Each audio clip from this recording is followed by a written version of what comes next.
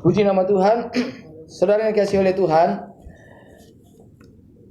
nanti dalam hitungan beberapa jam atau beberapa menit ke depan, kita akan meninggalkan tahun 2022 yang penuh dengan kenangan ini. Dan saudara, tentunya kalau kita merenungkan, ada begitu banyak berkat Tuhan dalam hidup kita. Ada begitu banyak, begitu nyata pemeliharaan Tuhan dalam hidup kita. Tentunya kita sebagai orang beriman, sungguh-sungguh saudara, bahwa dalam setiap waktu itu tidak ada waktu yang sia-sia di mana Tuhan tidak berkarya dalam hidup kita. Tidak ada tahun di mana Tuhan tidak berkarya dalam hidup kita. Maka saudara, kita percaya bahwa tahun 2022 adalah tahun yang penuh dengan karya Tuhan, kebaikan Tuhan dalam hidup kita. Saudaraku yang dikasihi oleh Tuhan, tentunya kita sudah mendengar bahwa bagaimana pandangan atau prediksi baik para pakar ekonom dan sebagainya, saudara, diprediksi bahwa tahun 2023 adalah sebenarnya tahun yang penuh dengan pergumulan secara ekonomi. Itu adalah dunia akan mengalami kegelapan global ekonomi, saudara. Tetapi saudara, Bapak Presiden kita, Bapak Presiden Jokowi juga menyampaikan satu hal yang penting bagi kita, bahwa sekalipun banyak tantangan, mungkin ekonomi juga akan mengalami kesulitan, tetapi beliau sampaikan bahwa kita sebagai bangsa Indonesia harus tetap optimis menghadapinya. Terlebih kita sebagai orang beriman, bahwa dalam kesulitan itu pun kita harus tetap optimis menghadapinya. Ada satu sapaan saudara yang populer beberapa waktu yang lalu, saudara. Kalau ditanya apa kabar, jawabannya apa saudara biasanya?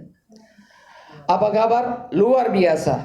Tetapi saudara, luar biasa, Bapak Sinode kita, Bapak Rohani kita menyampaikan satu hal yang penting. Beliau berkata, kalau ditanya apa kabar, jawabannya apa? Puji Tuhan. Puji Tuhan. Puji Tuhan, semua dapat dilewati. Ditanya bagaimana kabarnya? Puji Tuhan, dapat dilewati. Yuk kita sama-sama sekarang mau tanya ya. Apa kabar? Puji Tuhan, semua dapat dilewati. Dapat dilewati. Saudara mengalami kesulitan dalam hidup, dapat dilewati.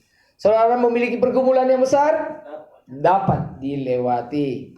Saudara memiliki utang yang besar, dapat dilewati. Saudara punya masalah yang sangat besar, dapat dilewati. Jadi saudara kalau ditanya apa kabar? Puji Tuhan, semua dapat dilewati. Amin saudara. Ingat ya, kalimat inilah ungkapan iman kita, bahwa dalam segala hal kita harus puji Tuhan karena semua dapat kita lewati. Ada yang sudah kita lewati dan ada yang akan kita lewati. Saudara, kalau kita melihat bahwa dunia ini saudara, maka bagi orang-orang yang tidak hidup dalam Tuhan, yang hanya mengandalkan logika mereka saja, yang hanya mengandalkan ilmu pengetahuan, mereka mungkin berkata bahwa dunia memang lebih baik dari segi teknologi, dari segi ilmu pengetahuan, dan dari berbagai hal. Maka sepertinya memang dunia ini semakin canggih, teknologi semakin canggih. Tapi pernahkah saudara renungkan, bagaimanapun canggihnya teknologi, bagaimanapun hebatnya pertumbuhan ekonomi, bagaimanapun hebatnya pertumbuhan pendidikan, bagaimanapun canggihnya pengetahuan manusia, pernahkah saudara renungkan bahwa ada berapa hal, paling tidak ada 3 hal ini yang tetap tidak bisa diatasi oleh manusia. Pertama, kuburan tetap ada. Di negara yang paling maju sekalipun tetap ada kuburan. Artinya apa saudara? Ilmu pengetahuan tidak dapat mengatasi yang namanya kematian. Rumah sakit tetap ada. Sakit penyakit tetap ada. Penyakit yang satu dapat ditangani, muncul penyakit yang lebih hebat lagi, yang untuk itu dunia kedokteran harus berjuang keras untuk mengatasinya. Lalu saudara, kejahatan terus semakin meningkat. Kalau saudara baca dalam Alkitab, dalam 2 Timotius 3 ayat 1-5, di sana jelas dikatakan bagaimana keadaan manusia akhir zaman. Jadi saudara, yang membuat apakah dunia ini makin baik atau buruk, sebenarnya adalah pertama memang kondisi manusianya seperti apa. Kondisi manusianya seperti apa. Firman Tuhan mengatakan bahwa manusia di akhir zaman itu, kalau saudara baca dalam Matius 2 Timotius 3 ayat 1 sampai dengan 5. Wah, luar biasa. Bagaimana manusia mencintai dirinya sendiri. Manusia angkuh, sombong. Manusia membual. Lalu manusia kelihatannya seperti beragama, tapi sebenarnya tidak beragama. Lalu manusia apa saudara? Mementingkan kepentingan dirinya sendiri. Kalau kita melihat, itu sangat mengerikan keadaan manusia di akhir zaman. Saudara dikasih oleh Tuhan, bagaimana mungkin dunia lebih baik kalau manusianya seperti ini? Manusia yang seperti inilah yang membuat dunia kita menjadi tidak baik. Jadi saudara ditinjau dari pandangan Alkitab, memang betul yang dikatakan oleh kitab suci, yang diajarkan oleh Tuhan kita Yesus Kristus, bahwa di hari-hari ke depan memang dunia kita akan mengalami kesengsaraan yang lebih besar. Dunia akan lebih buruk lagi. Di dalam kitab Wahyu pasal 20, di sana digambarkan bagaimana naga itu diikat dan dimasukkan dalam jurang maut dan dikunci.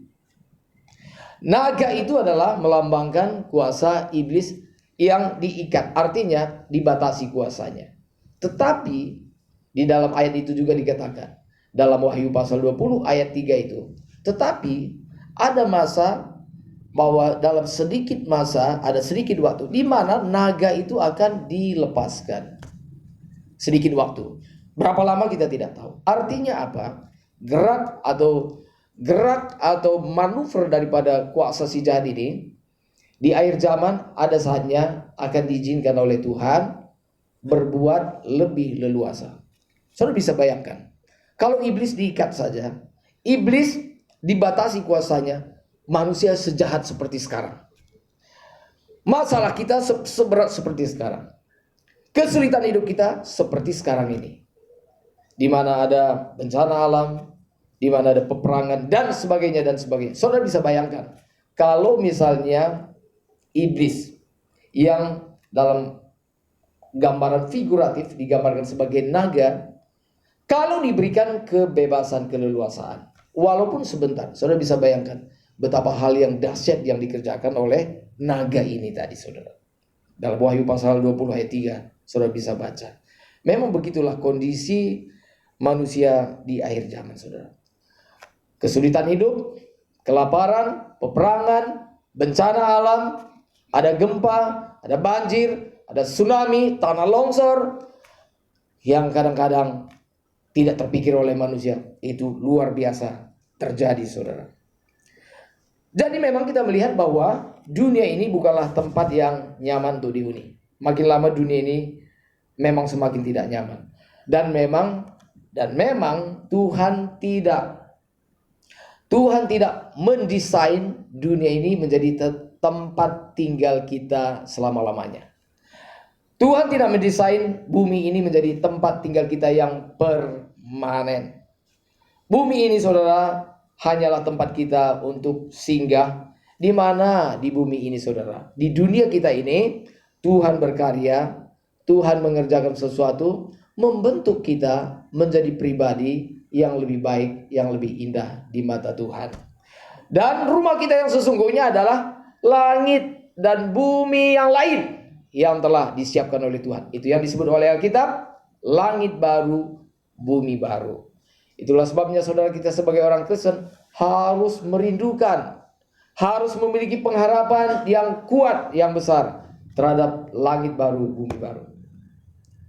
Saudara, Bapak rohani kita mengatakan, orang yang tidak rindu pulang ke rumahnya itu adalah orang yang sesat. Sama seperti anak bungsu, dia tidak rindu pulang ke rumahnya, dia tidak rindu bertemu dengan ayahnya, dia sudah sesat. Dan banyak orang Kristen, saudara, yang memang tidak punya kerinduan untuk pulang ke rumah Bapa di sorga. Orang seperti ini, beliau mengatakan, orang seperti ini susah masuk sorga, saudara. Karena memang tidak merindukan untuk pulang. Seharusnya kita merindukan pulang ke rumah Bapa di sorga, yaitu langit baru, bumi baru. Amin. Kita merindukan, tetapi jangan sekarang, karena tugas kita masih banyak. Jangan cepat-cepat. Kita harus mengerjakan tugas kita yang Tuhan telah sediakan bagi kita. Saudara, maka kita melihat, kalau begitu, kalau dunia ini semakin sulit, Rasanya setiap kali tutup tahun itu akan dikatakan, oh dunia ini semakin sulit. Itu udah nggak asing lagi buat kita. Bahwa tahun yang akan datang itu lebih sulit, tidak menjanjikan. Oke. Kalau begitu bagaimana sih sebenarnya sikap kita sebagai orang Kristen? Saudara, maka satu hal yang perlu kita ingat, bahwa kita harus ingat, kita ini milik siapa? Kita harus ingat siapa pemilik kita. Pemilik kita adalah Tuhan yang menciptakan langit dan bumi ini. Kita harus ingat betul siapa pemilik kita. Amin. Siapa pemilik kita? Kita harus ingat. Saudara, kadang-kadang dengan pergumulan hidup kita seringkali lupa siapa pemilik kita. Seolah-olah kita tidak bermilik. Saudara, coba saudara perhatikan, itu kendaraan-kendaraan yang parkir di halaman gereja kita gitu ya. Itu semua bermilik. Betul ya? Ya, kalau tidak bermilik, saudara bisa memilikinya. Coba saudara tanya misalnya mobil yang parkir, ini bermilik nggak ya gitu ya? Itu pasti bermilik kan? Nggak mungkin saudara tanya semua, ini bermilik nggak ya? Satu pun tidak ada yang mengaku. Ya udah, kalau nggak bermilik, udah saya miliki. Kalau tidak bermilik, semua itu bermilik. Kita pun ada pemiliknya. Pemilik kita yang sesungguhnya adalah Tuhan. Karena pemilik kita adalah Tuhan, maka kita tidak boleh hidup sembarangan. Kita harus hidup seturut dengan kehendak Tuhan. Maka apa kata pemilik kita? Dalam Matius pasal 28 ayat 18 sampai 20. Pemilik kita berkata, yaitu Tuhan Yesus Kristus, ketahuilah, aku menyertai kamu sampai kepada akhir zaman. Tuhan berjanji menyertai kita. Tuhan tidak pernah berjanji bahwa hidup kita akan selalu mulus, bahwa hidup kita akan selalu lancar. Tapi satu hal yang Tuhan janjikan, Tuhan menjanjikan penyertaannya. Ini luar biasa, saudara. Musa ketika akan melanjutkan perjalanannya dari padang gurun ke tanah Kanaan, Musa berdoa kepada Tuhan. Doanya apa? Saudara nanti kalau baca dalam Keluaran pasal 33 ayat 15. Satu permintaan Musa, saudara. Satu doa Musa kepada Tuhan. Saudara, orang yang beriman itu doanya berbeda dengan orang yang tidak beriman. Orang yang imannya besar, doanya beda dengan yang imannya kecil. Apalagi dengan tidak beriman. Saudara, maka salah satu kita katakan bahwa Musa adalah salah satu orang yang beriman besar. Amin. Kira-kira apa doa Musa ya? Apa doa Musa? Kalau saudara misalnya Tuhan berkata begini kepada saudara, mintalah apa saja, tapi ingat satu saja, nggak boleh lebih dua, satu saja, mintalah apa saja dan Tuhan pasti akan kabulkan. Kira-kira apa yang saudara akan minta? Nah, inilah yang akan menunjukkan siapa kita. Mungkin ada yang mengatakan, waduh kalau memang minta apa saja, udah saya minta kapal pesiar deh, supaya liburan begini boleh bertamasya ke sana kemari gitu ya. Ya mungkin permintaan kita udah macam-macam lah gitu ya. Maka lain orang permintaannya juga akan lain. Saudara, apa yang diminta oleh Musa? Apakah Musa minta, Tuhan kalau begitu kiranya Tuhan mempermudah perjalanan kami. Kiranya Tuhan mempermudah perjalanan kami. Kan itu banyak doa orang-orang beriman ya. Kiranya Tuhan mempermudah jalannya gitu ya. Musa tidak berdoa seperti itu. Apakah Musa juga minta supaya Tuhan memberkati semua bangsa Israel dengan makanan yang berlimpah-limpah? Juga tidak. Apa yang diminta oleh Musa? Saudara nanti kalau baca dalam Keluaran pasal 33 ayat 15, satu yang Musa minta kepada Tuhan, dan ini yang harusnya kita minta kepada Tuhan, dan ini yang harusnya kita rindukan, yaitu Musa minta apa kepada Tuhan? Tuhan, satu yang aku minta kata Tuhan, sekalipun kami melewati padang gurun, nggak jadi masalah. Tapi satu, kata Musa apa? Sertailah kami, temanilah kami, berjalanlah bersama-sama dengan kami, jangan tinggalkan kami. Itulah permintaan, itulah doa daripada Musa. Dan saya mengatakan kepada kita semuanya, penyertaan Tuhan lebih daripada segala-galanya. Penyertaan Tuhan lebih daripada semua harta benda yang kita miliki. Penyertaan Tuhan lebih dari apapun dan siapapun juga. Dan kalau Tuhan berkata, aku menyertai kamu, itu luar biasa sekali. Dan Tuhan berjanji kepada Musa, bahwa Tuhan menyertai Musa dan bangsa Israel. Saudara, kalau begitu biarlah itu juga yang kita minta. Kita memasuki tahun 2023. Mintalah penyertaan Tuhan. Memang Tuhan berjanji bahwa Tuhan akan menyertai kita. Bukan berarti bahwa kalau kita tidak minta kepada Tuhan, bahwa Tuhan tidak menyertai kita. Permohonan kita itu menunjukkan kerinduan hati kita, Bapak Ibu Saudara sekalian.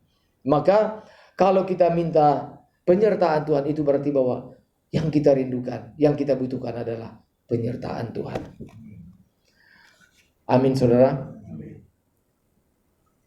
Apa gunanya kita memiliki segala-galanya tapi hidup kita tidak disertai oleh Tuhan? Dan kalau hidup kita disertai oleh Tuhan, itu adalah segala-galanya, saudara. Dan Tuhan sungguh dapat diandalkan. Sebab dalam Mazmur 145 ayat 13b, di mana firman Tuhan mengatakan bahwa perkataan Tuhan itu dapat dipercaya. Bahwa Tuhan setia dengan perkataannya. Tuhan setia dengan perkataannya. Dan Tuhan bukan hanya setia dengan perkataannya, tapi Tuhan juga setia dengan perbuatannya. Nah, inilah yang harus kita teladani daripada Tuhan. Bahwa Tuhan setia dengan perkataannya. Perkataan Tuhan dapat dipegang. Sekarang perkataan kita dapat dipegang gak sih? Halo? Kalau perkataan Tuhan dapat dipegang, seharusnya perkataan kita juga dapat dipegang. Amin? Kalau kita mengatakan kepada Tuhan, Tuhan, aku mau setia kepadamu. Harusnya Tuhan juga dapat memegang perkataan kita. Tuhan tidak usah dituntut supaya Tuhan setia dengan janjinya. Tuhan pasti akan setia. Betapa besarnya kasih setia Tuhan. Maka dalam Mazmur 145 tadi itu, saudara, ayat 13b, dikatakan di sana bahwa Tuhan setia dengan perkataannya. Bukan hanya dengan perkataannya, tapi Tuhan setia juga dengan perbuatannya.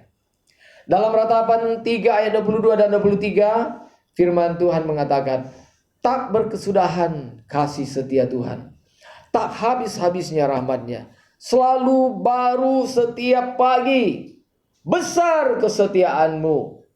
Saudara, sungguh cinta kasih Tuhan, kesetiaan Tuhan, itu tidak dapat kita ragukan, saudara. Firman Tuhan dengan jelas mengatakan bahwa tak habis-habisnya kasih setia Tuhan. Bahwa tak berkesudahan kasih setia Tuhan. Tak habis-habisnya rahmat-Nya dan selalu baru setiap pagi. Besar kesetiaan-Mu. Saudara, kita ada sampai hari ini sebagaimana kita ada, itu semua karena kesetiaan Tuhan dalam hidup kita. Bukan karena hebat kita. Sebagai contoh misalnya saudara, kita memang harus menjaga kesehatan kita. Tapi kalau sampai hari ini kita sehat, bukan karena kita hebat menjaga kesehatan kita. Tapi pertama-tama yang harus kita ingat, karena kesetiaan Tuhan, kemurahan Tuhan, cinta kasih Tuhan bagi kita. Amen. Kalau kehidupan saudara berkecukupan, maka saudara, yang harus pertama kita ingat, bukan karena kerja keras kita. Yang pertama harus kita ingat, bahwa ini pun adalah karena anugerah Tuhan, berkat Tuhan. Berkat Tuhanlah yang membuat kita berkecukupan. Bukan karena kerja keras kita semata-mata. Jadi saudara, kerja keras dan berkat Tuhan itu harus seimbang, saudara. Ada orang Kristen semacam dia berpikir bahwa ini kalau kita nggak kerja keras nggak mungkin. Bahkan bila perlu nggak usah berurusan dengan Tuhan. Yang penting kalau kita bekerja keras, ya kita pasti sukses. Ya, itu jenis orang Kristen yang pertama. Jenis orang Kristen yang kedua, ya nggak usah bekerja, andalkan Tuhan saja, nggak ngapa-ngapain saja, tidur saja. Bahwa Allah berperang menggantikan kita, terus kita ngapain? Ya ngopi aja, cukup begitu ya. Ya karena Allah berperang menggantikan kita cukup ngeteh aja, gitu ya. Itu jenis orang Kristen yang tidak bertanggung jawab.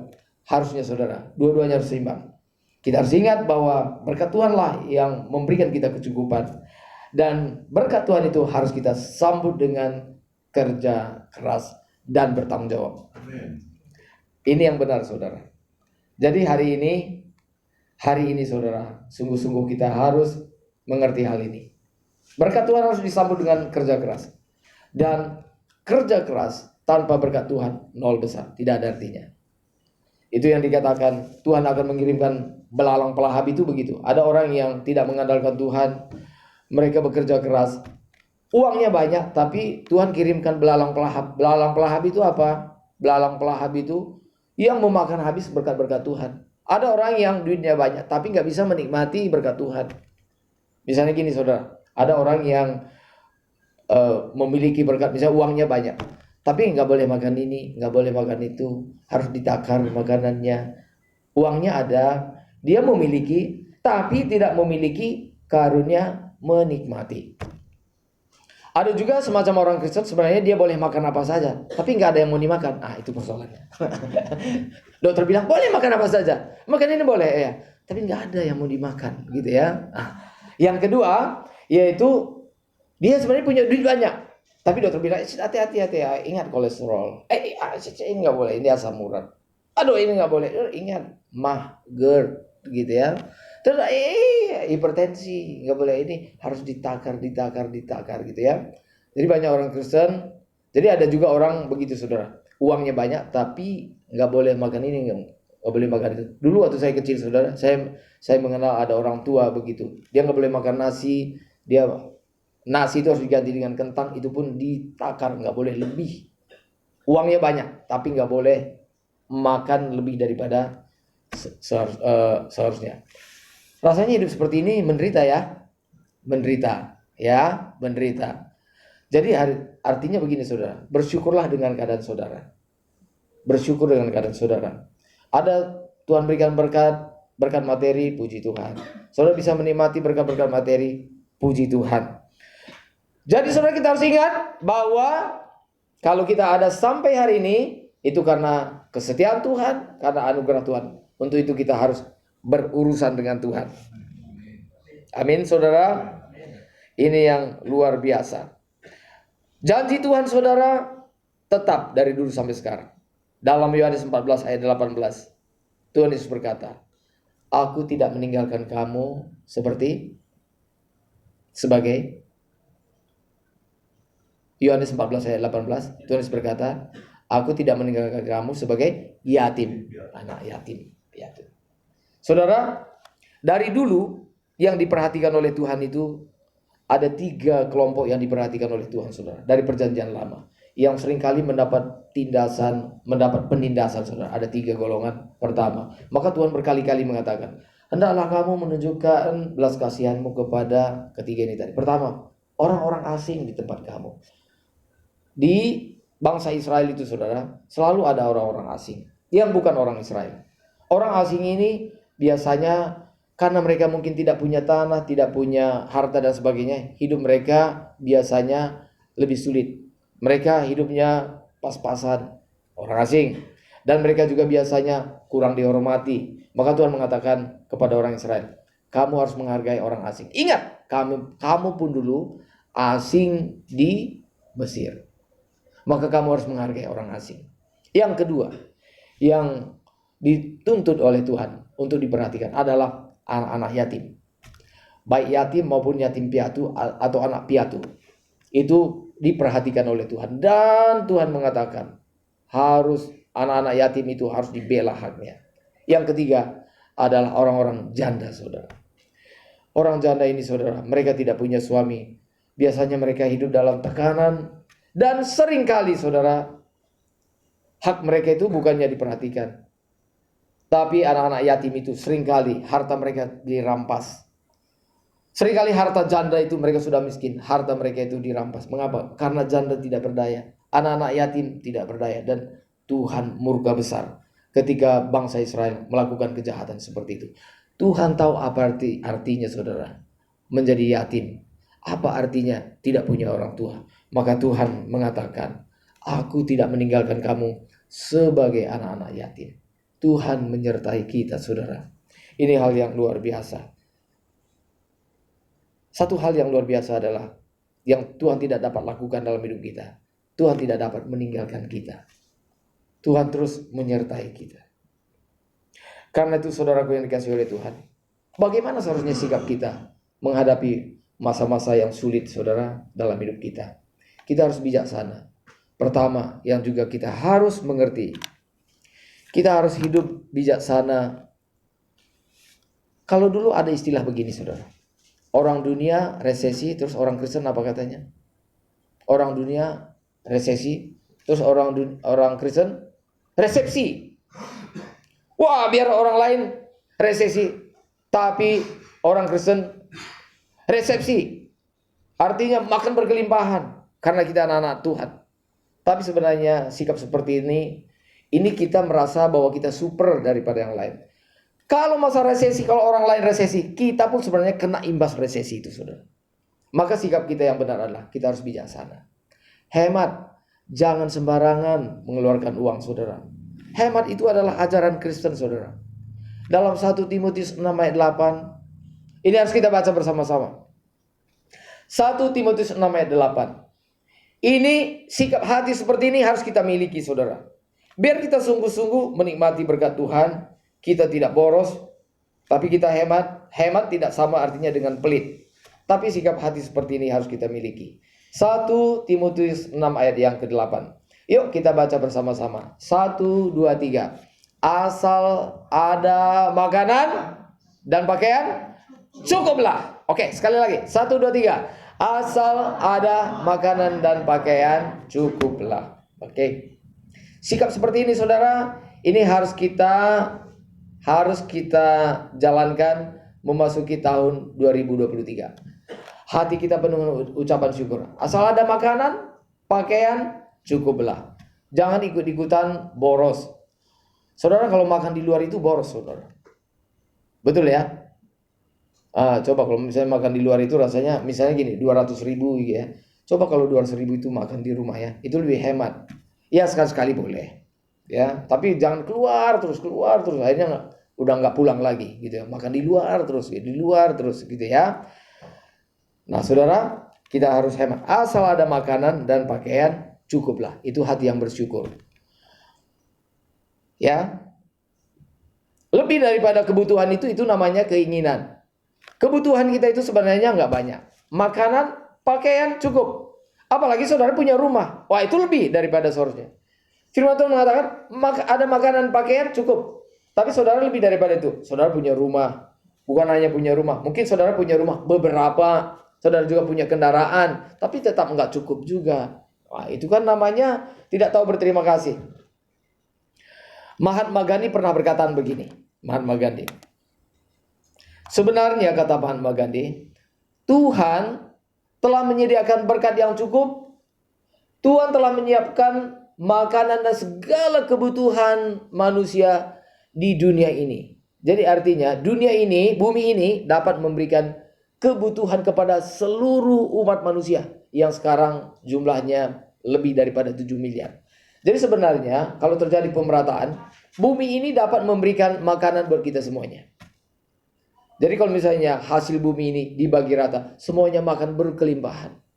Semua makan yang vitamin yang berkecukupan, saudara. Jadi sebenarnya bumi ini dapat memenuhi kebutuhan seluruh umat manusia, oke? Tetapi kata Mahatma Gandhi, keinginan satu manusia, nggak usah keinginan 7 miliar. Keinginan satu manusia itu tidak dapat dipenuhi sekalipun seluruh bumi ini dijual, nggak cukup. Kira-kira benar nggak ya? Wah, benar, saudara. Waduh, keinginan satu manusia, saudara, tidak ada habis-habisnya. Wah, kalau sudah punya ini, ingin lagi ini, ingin ini lagi. Waduh, nggak pernah habis-habisnya. Waduh, kurang terus. Dalam hal ini kita kalah dengan bebek.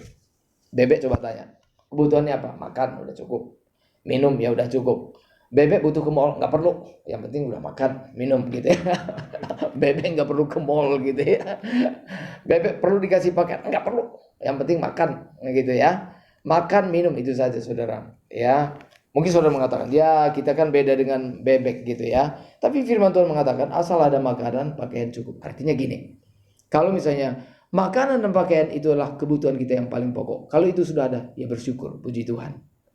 Selebihnya itu boleh ada, boleh tidak, gitu saudara. Namanya pakaian bagus itu seperti apa sih pakaian bagus? Sebagus-bagusnya pakaian saudara, makin lama makin bagus atau makin lusuh? Makin lama makin lusuh, saudara. Nah, saudaraku yang dikasihi oleh Tuhan, karena itu yang terakhir yang saya sampaikan adalah begini. Setiap kali kita meninggalkan tahun yang lama dan kita mulai merenungkan apa ya yang belum aku raih gitu ya. seringkali perhitungan kita adalah hal-hal yang menurut kita sangat penting. Misalnya begini, saudara. Misalnya begini, saudara mungkin punya target. Di 2022 misalnya, saya sudah harus punya rumah misalnya. Dan kalau saudara punya rumah dan rasanya bersyukur pada Tuhan. Tapi mungkin saudara belum punya rumah. Rasanya, waduh, target saya belum kecapai, gitu ya. Ada orang yang targetnya misalnya 2022, misalnya ketemu jodoh, misalnya gitu. Dan kalau belum ketemu jodoh rasanya targetnya belum terpenuhi. Atau misalnya 2022 misalnya dapat pekerjaan yang lebih baik. Atau misalnya menang tender. Dan banyak mungkin target kita, saudara. Nah, saudara, kalau dalam Tuhan, kalau segala sesuatu itu kita untuk kemuliaan nama Tuhan, it's okay, tidak masalah. Tapi saudara, ada satu target yang lebih penting daripada itu. Saya tidak mengatakan bahwa yang tadi itu tidak penting. Sesuai dengan tuntutan Tuhan kepada saudara, sesuai dengan kesempatan yang Tuhan berikan bagi saudara. Tetapi ada satu yang seharusnya menjadi pergumulan kita, yaitu ketika kita meninggalkan tahun yang lama. Saudara, satu yang sebenarnya yang Tuhan kehendaki dalam hidup kita, yaitu saudaraku yang dikasihi oleh Tuhan. Nah, ini penting sekali, saudara. Bagaimana kehidupan rohani kita, kehidupan iman kita semakin bertumbuh dan kita semakin serupa dengan Tuhan Yesus. Saudara sering mendengar kalimat ini, tetapi itu lebih penting daripada hal-hal yang lain. Saudara, Tuhan tertarik dan Tuhan sukacita untuk memelihara hidup kita. Amin. Tuhan senang untuk mencukupi kebutuhan kita. Tuhan berjanji mencukupi kebutuhan kita. Itu sebabnya Tuhan Yesus berkata, janganlah khawatir akan hidupmu. Akan apa yang akan kamu makan, apa yang akan kamu pakai. Jangan khawatir, kata Tuhan Yesus, sebab Bapamu di sorga akan memelihara kamu. Bapa kita di sorga berjanji untuk memelihara hidup kita. Oke. Tuhan senang untuk memenuhi kebutuhan jasmani kita. Tetapi, saudara, ada tetapinya. Tetapi Tuhan lebih tertarik mengubahkan karakter hidup kita. Tuhan lebih tertarik memperbarui hidup kita. Sadarkah saudara akan hal ini? Itulah sebabnya, maka kadang-kadang dalam hidup ini kita merasa, loh, sepertinya kok kadang-kadang Tuhan jauh ya. Sepertinya Tuhan kadang-kadang sepertinya Tuhan nggak peduli dengan kebutuhan kita, gitu ya. Saudara yang dikasihi oleh Tuhan, seringkali kita merasa bahwa apa yang kita butuhkan sepertinya Tuhan tidak penuhi, saudara. Sebab Tuhan punya agenda yang lebih penting dalam hidup kita. Tuhan sebenarnya sedang berurusan dengan hidup kita, dengan karakter kita, saudara. Dan kalau karakter kita semakin diperbaharui, bagi Tuhan itu jauh lebih penting. Bukan hanya bagi Tuhan, sesungguhnya bagi kita itu jauh lebih penting, saudara. Amin. Kalau saudara dan saya memiliki karakter seperti karakter Tuhan, itu jauh lebih penting, saudara. Sekarang coba kita renungkannya. Sebelum kita meninggalkan tahun 2022 ini, kira-kira hal-hal buruk apa yang telah kita tinggalkan, saudara? Hal-hal buruk dalam hidup kita, apakah hal-hal buruk dalam hidup kita ini sudah diganti dengan hal-hal yang baik? Misalnya begini, kita seorang yang egois, gitu ya, egois. Saudara, egois itu seperti satu penyakit di hadapan Tuhan. Ada orang yang egois sekali, saudara. Ada orang egois. Dan orang Kristen juga banyak egois, gitu, saudara. Ya. Maka salah satu yang membuat Kristen itu menarik adalah orang Kristen dikenal sebagai orang yang penuh kasih, dan orang Kristen itu lebih dikenal dengan orang yang bermurah hati. Apakah kita sudah meninggalkan egoisme kita, saudara? Nah, apakah kita mementingkan diri kita sendiri? Saudara, kalau kita menjadi orang egois dan kita tidak berubah, ada orang yang sampai tua dia tetap egois. Saya pernah melihat orang seperti ini, saudara. Saya sudah bertemu dengan orang seperti ini. Contoh sederhana. Kalau misalnya antri makan, dia udah tua. Antri makan, dia buru-buru, langsung duluan, gitu ya. Ini hal kecil gitu, saudara. Hal yang kecil, langsung. Wah, dia duluan. Kalau antrian dia dipotong, dia marah gitu. Waduh, ini karakter seperti ini kan tidak indah gitu ya. Karakter yang paling indah adalah karakter Tuhan Yesus. Kalau saudara misalnya begini saudara. Kalau saudara karakter Tuhan Yesus adalah, Tuhan Yesus mengatakan, kalau kita ditampar pipi kiri, lalu apa saudara? Pipi kanan? Apa saudara? Kalau kita ditampar pipi kanan, kata Tuhan Yesus apa? Berikan pipi kiri, gitu ya. Kalau orang mencaci kita balas dengan caci maki. Saudara, kalau saudara misalnya dicaci maki oleh orang lain, tapi saudara mendoakan dia, sungguh-sungguh itu adalah pribadi yang luar biasa sekali. Dan yuk kita mulai dari rumah tangga kita sendiri. Biarlah orang-orang dalam rumah kita telah menikmati kehadiran kita di sana. Sampai orang-orang dalam rumah kita, entah itu anak-anak kita, entah itu pasangan kita, berkata, sungguh pasanganku mengalami perubahan. Atau anak-anak berkata, papa sekarang udah ini ya, berubah ya. Kalau dulu papa itu ya mudah marah, sekarang lebih sabar. Begitu ya. Saudara rindu mendengarkan itu dari anak-anak saudara? Ya, maka satu hal yang kita tidak bisa tutupi adalah keluarga kita sendiri. Saudara bisa ngomong-ngomong manis kepada orang lain, tapi yang paling kenal saudara adalah orang-orang yang paling dekat dengan saudara. Kalau saudara misalnya begini, kalau saudara bersikap bahwa saudara seolah-olah orang yang lemah lembut, ternyata saudara orang yang kasar gitu ya. Orang rumah mengatakan, gitu apaan, gitu ya. Mengapa saudara? Karena itu adalah sesuatu yang tidak bisa disembunyikan. Jadi saudara, kesimpulannya adalah, saya tidak mau panjang khotbah ini saudara. Mari sungguh-sungguh ini yang kita terus perkarakan di hadapan Tuhan. Tuhan, berikan aku hati yang baru. Hati yang terus diperbarui oleh Tuhan. Sehingga hidup kita dapat dinikmati oleh Tuhan dan dinikmati oleh sesama kita. Kiranya Tuhan memberkati kita dan kiranya kebenaran firman Tuhan ini boleh menjadi berkat bagi kita. Selamat menyambut tahun baru 2023. Tuhan Yesus memberkati kita.